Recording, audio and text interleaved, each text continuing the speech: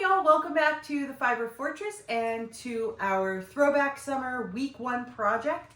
We will be today talking about where I'm at on the Granny Square backpack, and then we're going to move into the kitchen and I'm going to show you how I've been roasting coffee for the last couple months. Now, I think I will mention this again when we're in the kitchen, but just in case I don't, I am not a coffee roasting expert. I'm brand new to this entire process. I just really want to be able to try new things in my kitchen. This was the first one I did, so it's the first one we're doing this summer. With that being said, Granny Square project is going great so far. I have all 32 of my Granny Squares completed to the green round. And in case you don't remember the pattern that I was using, I next have blue, purple, and then the single crochet black layer to complete before I can start putting things together. Now, I expect to be done with doing all of that by probably tomorrow night. So it's Wednesday mid-afternoon right now, and I'm hoping to be done with all the Granny Squares by Thursday evening. Then I will do the 2-inch straps. I'm going to do them as a single crochet, and that way I will be ready to put it all together when I film the video on for Sunday. Okay? Now, I have not run into any challenges. I will use the Wednesday videos if it's something that I ran into a challenge about, to kind of talk through how did I work that out? Did I find something online that would help me? Haven't run into anything like that with the Granny Square because it is a pretty standard Granny Square pattern that we're working with. However, one thing that I did notice is that my Granny Squares are all curling in like they were on that first video that I put out on Monday. I'm not sure why that's happening. I've done this pattern a bunch of times, not to make a backpack, but making Granny Squares, and I've never had a problem with them curling in like this. The interesting thing is they do lay out flat. They do not need to be stretched to lay out flat. So it's not a matter of missing stitches or not having enough yarn to bring it around smooth. I'm really not sure what's going on. The only thing that I can come up with is perhaps the yarn, because I think I'm using the appropriate sized hook for what I'm doing. But I will probably put them on a board overnight before I stitch them together, just to give them a chance to flatten out a little bit more. I don't know if that's a challenge so much as just a unique thing that's happening, but I wanted to share it in case someone else runs into something similar. Other than that, I think we are ready to go ahead and start roasting. Now, I'm going to get super excited when I start roasting, so I'm probably going to forget to say all the other stuff. So let me get that spiel out of the way really quick. That is, of course, I will be posting pictures and videos here on YouTube, also on my Instagram, so make sure that you are following if you want to get updates, and especially if you're doing the project with us. If I run into a major challenge midway through the week, I might throw something up on Instagram to see how everyone else is getting around it or handling that. So Spin and Dye in Texas on Instagram, and then of course subscribe here and you'll get reminders when new videos come out. And I will see you guys in the kitchen and then again on Sunday. Looking forward to it. Bye. All right, howdy y'all. So here we are in my kitchen, and I'm gonna show you coffee roasting as my little throwback kitchen activity this week. Now, before we get started, I want to say a couple of things. Number one, I have been roasting coffee for a couple of months, and absolutely no way am I an expert. I jumped into it because it sounded like fun. A friend recommended a good place to get coffee beans and a website that was a good resource, and pretty much everything that I'm doing is based off of that information. So I will tell you what I do, but I'm also going to direct you to the website that I've been using. It is sweetmarias.com, and it has a ton of resources about how to roast, what to roast, when to roast, blah, blah, blah. Really love it, and it's been really helpful for me. So if you see this and you're like, man, I really want to get into it, she didn't really give me that much information, that's a great place to go. They also have coffee beans for sale, what's called green beans, unroasted, And so that's a good place to go if you don't have access to green beans locally. Now, I'm pretty lucky. I have a local roaster that sells green beans to the public. And so the coffee that I'll be using today is from Third Coast Roasting. Wait, no.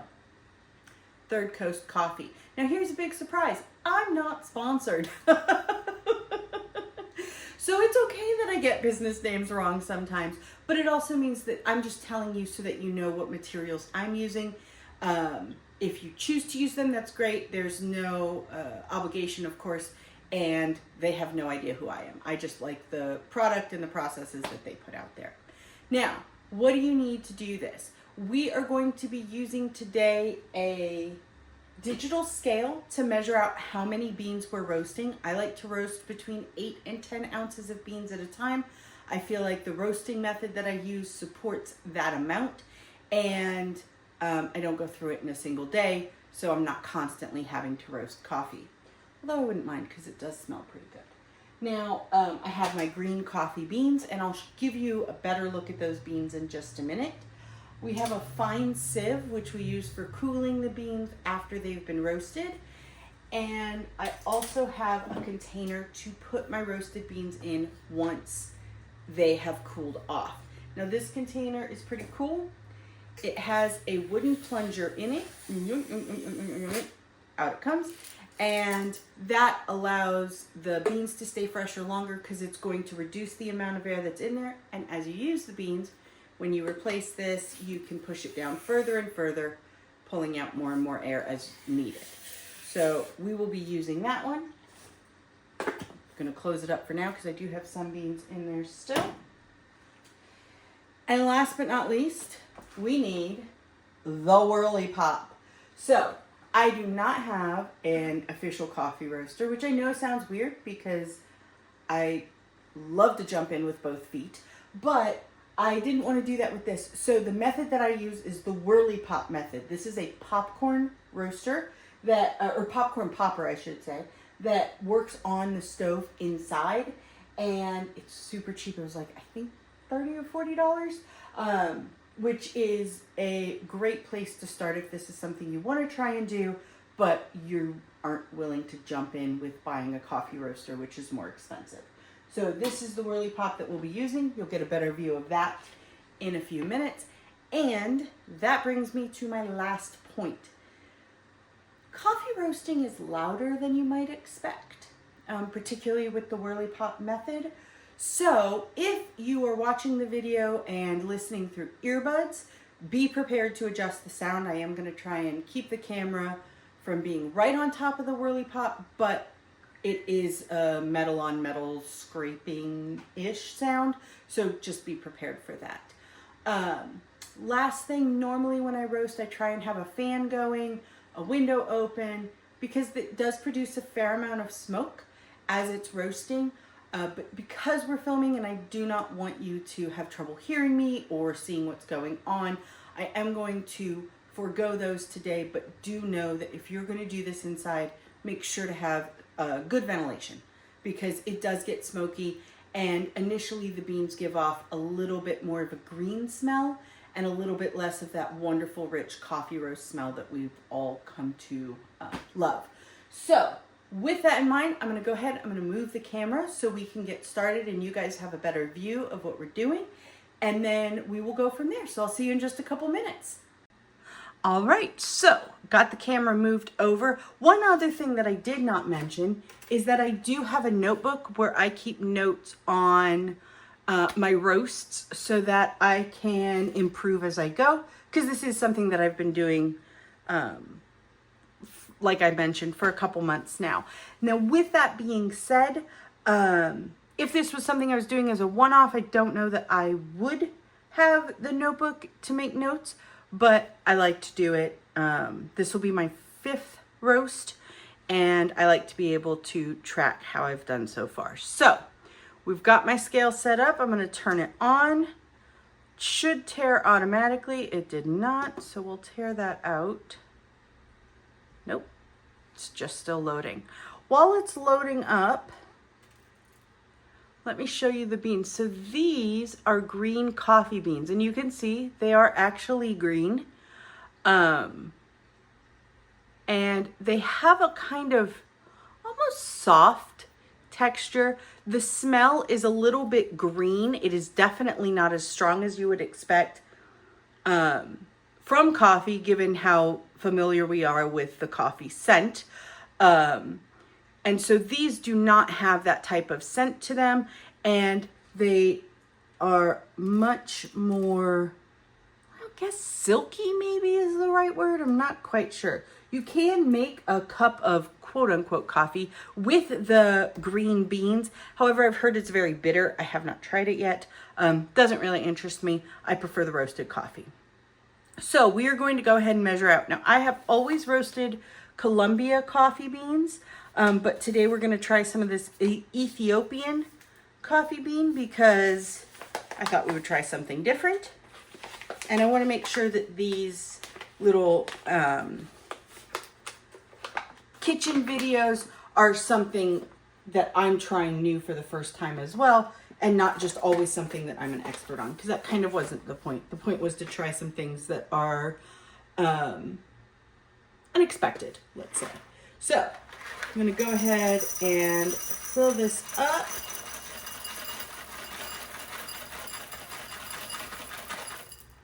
We're going to go for 8 ounces today.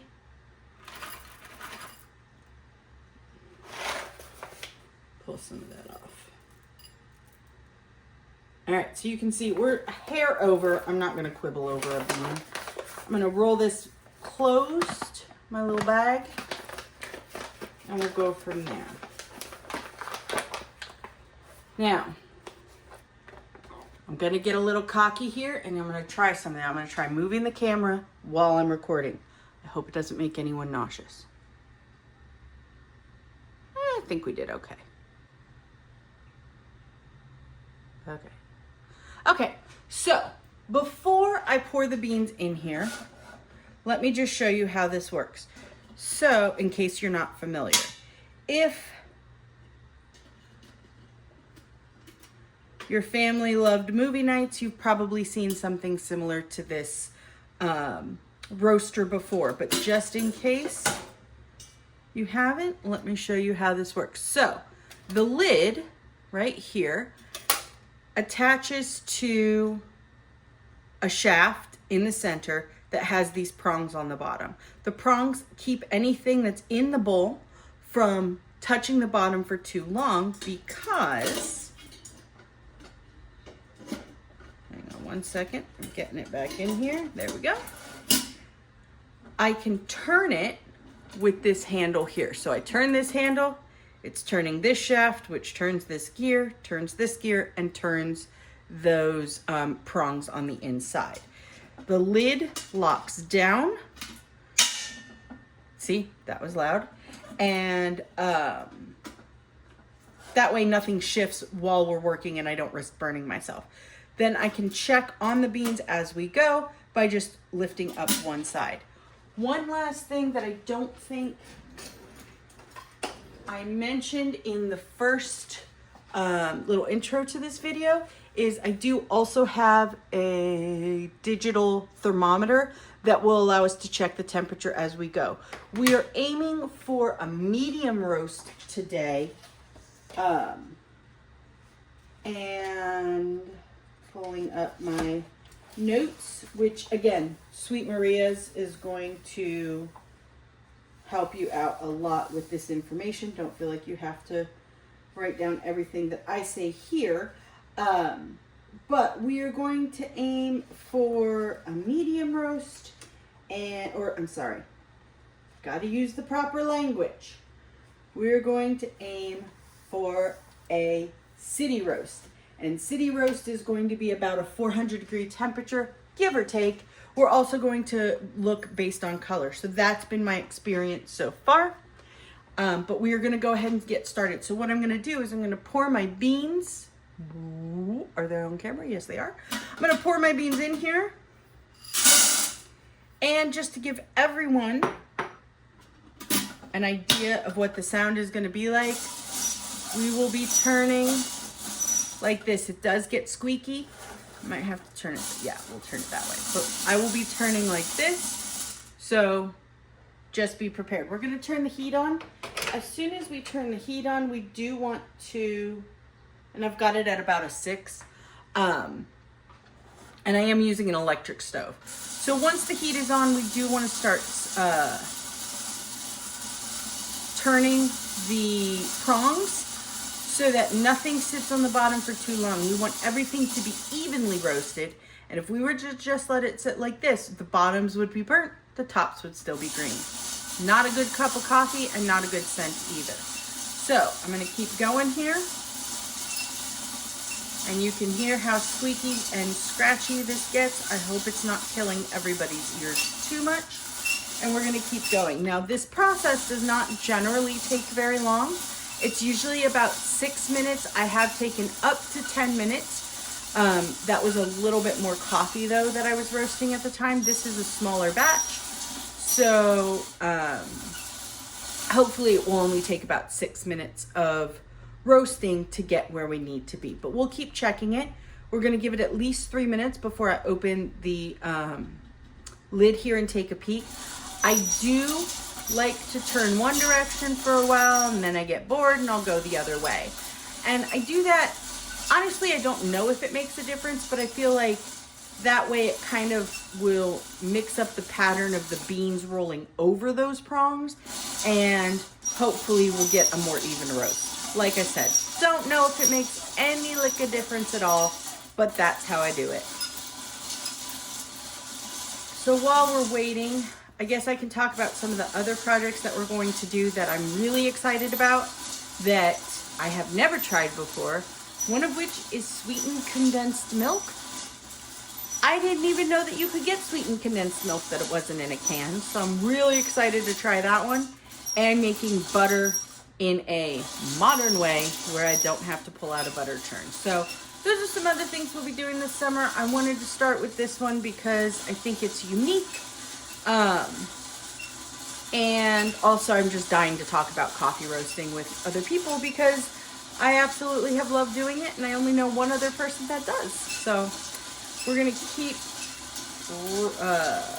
turning this for about another minute and then we will take a peek. Smell wise, I'm still not getting a lot of scent from the coffee itself. I smell what I think of as a heat smell, like something is cooking, but it's not a distinct odor that I would be like, oh, that's coffee, or oh, that's something burning. But we will look here in just a minute. I am starting, and I don't know if they'll come up on camera, but back here I'm starting to see little wisps of vapor or smoke coming out from the pot. So that's a good sign. That means we're getting some heat in there and things are starting to happen. So I'm turning. And it's been about a minute, so let's go ahead. We're gonna pop this open and take a peek inside. Now, can you see that? Whoop. I hope you can. The beans, some of them are starting to turn a little bit brown. The majority of them are still that light green color that we saw at the beginning. So I'm gonna close that lid and I'm gonna keep going. And I'll give it about another minute and a half, 2 minutes, and we'll check it again. The color that we wanna go for is we want everything to be an even shade of brown, a dark brown that would be, well, a coffee brown. That doesn't really help, I guess.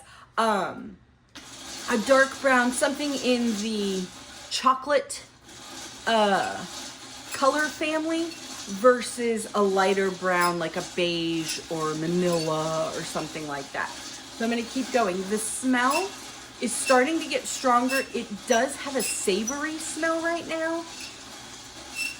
Like pasta, maybe? I don't know. You could tell I'm not a chef. I don't know how to describe these things. You know, Alton Brown would be so much better at this than I am.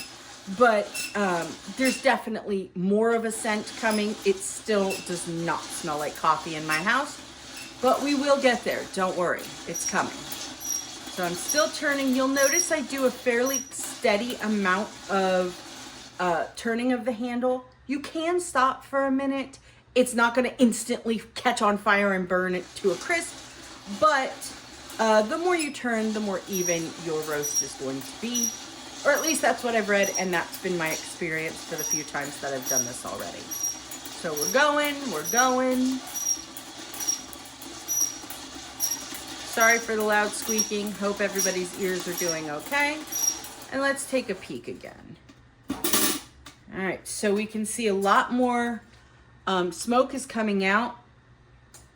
The scent is starting to feel more roasted, more coffee, and less just generic heat. My beans themselves are more brown in color. Even the green ones have little spots of brown forming on them as they're roasting. Let's go ahead and check the temperature. Wait, why is this not turning on? Hang on. Oh, I forgot how to turn it on. All right, so I'm gonna check the temperature in there. Right now we're right at about 260. I hope that can be read on there, but it's right at 260. So we're gonna go ahead, close her back up, and keep on turning.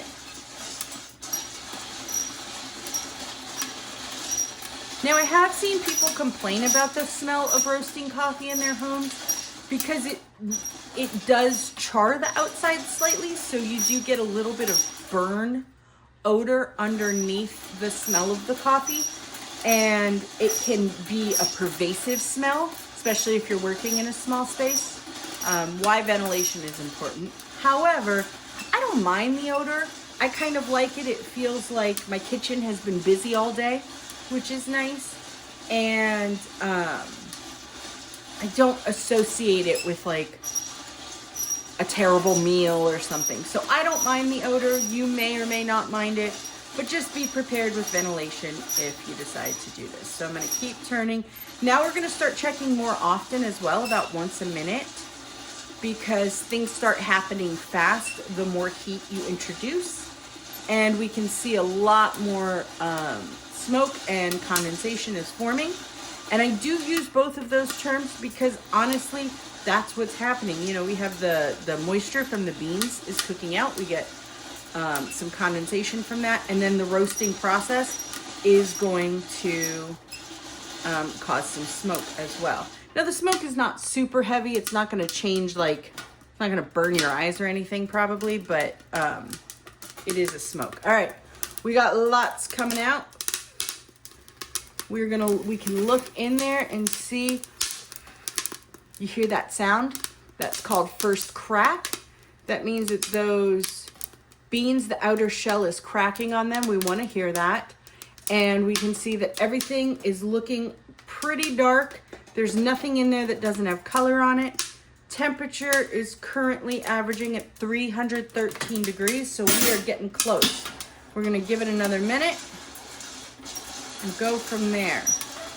Now that first crack is essential because that first crack means that enough heat is being introduced, of course, to crack the beans, but also it's releasing areas where flavor will leach in and do all of that kind of stuff. So we're going to hope for what's called a second crack. If you look at the coffee beans, even the ones that you get from the store, they have two essential cracks in them. That is first crack and second crack.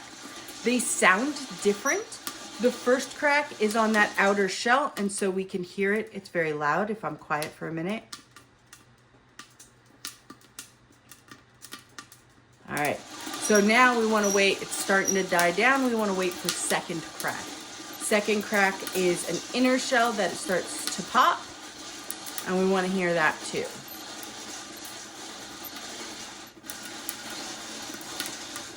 The inner crack, the second crack, sounds a little bit more dull.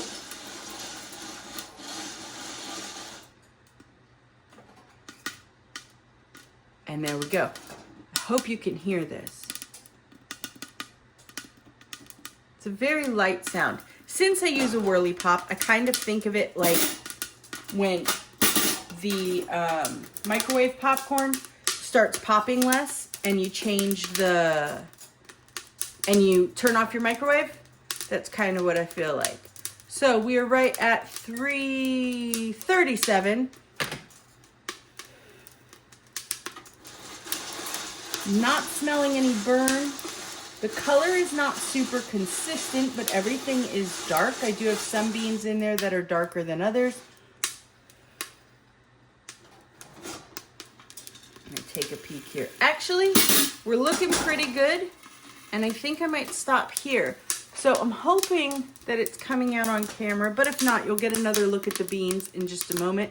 I've got some light, some dark. I do not smell anything that is, I'm gonna turn the heat off. I do not smell anything that is acrid, like a severe burn. However, we do want to make sure to, there we go. We do want to make sure to dump these out quickly because we want them to stop roasting, of course. So I'm going to bring it over here. Is it still on camera? Yes, it is. And I'm just going to dump it just like that.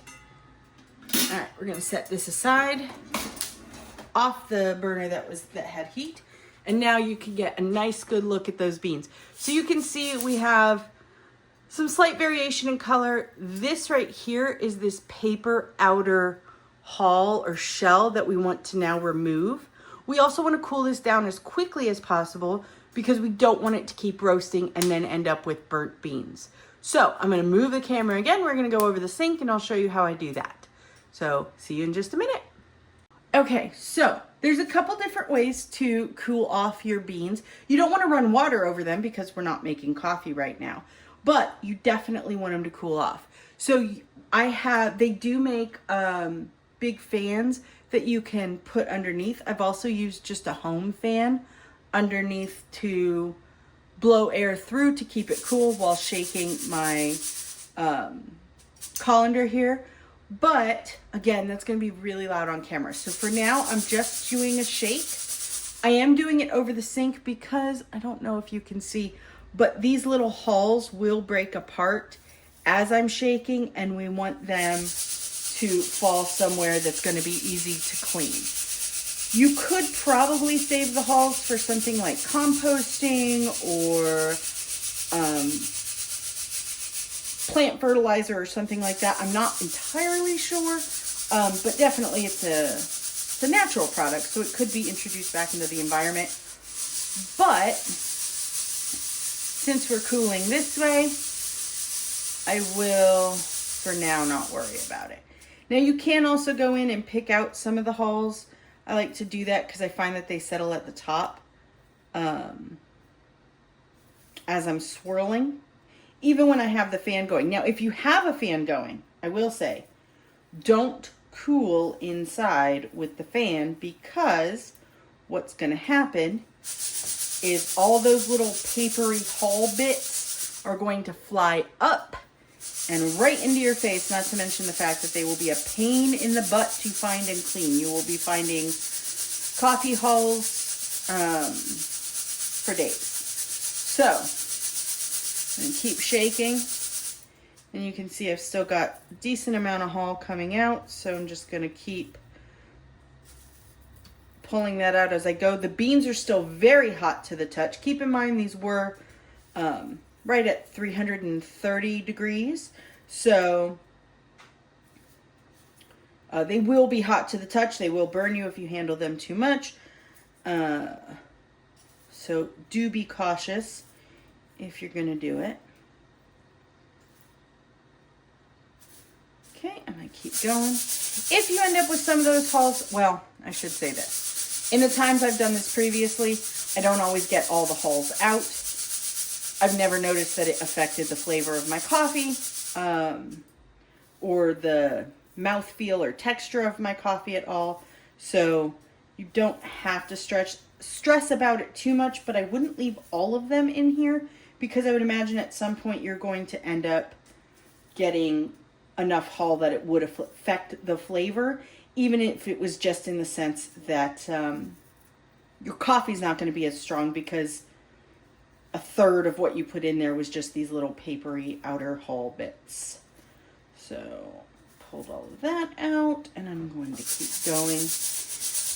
You can see how much I have here. Probably about, if I had to guess, 4 tablespoons. And then whatever's shaken down in the bottom. So it's not a ton, but it could definitely affect things if you got too much in a single scoop of coffee that you were making. Now I do make coffee in a French press. You can use your roasted beans in a regular coffee maker. We use a French press regularly here, so at my house, so it wasn't a transition for us to use the French press for our home roasted beans.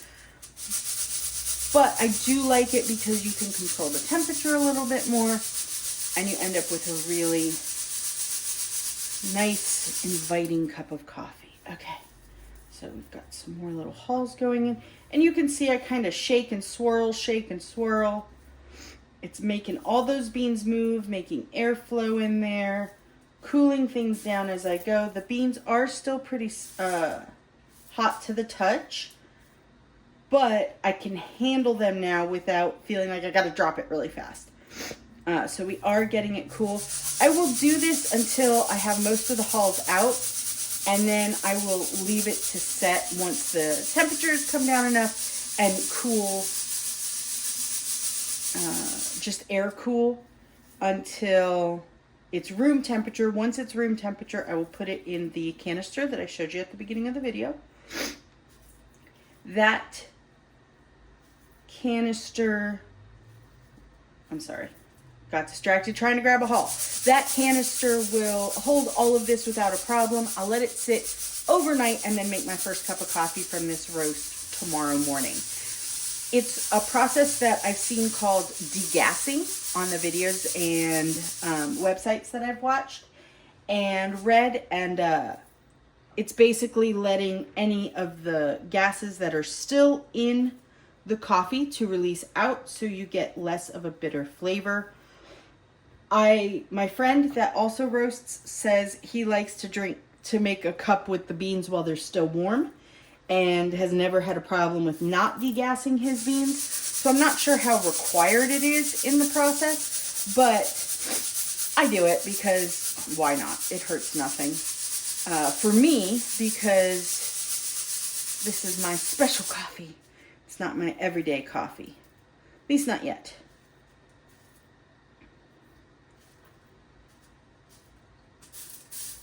Okay, so most of the hull is out now. I'm not getting those big piles on the top. The beans are still warm to the touch, but can definitely be handled. And so I'm going to give them one last shake.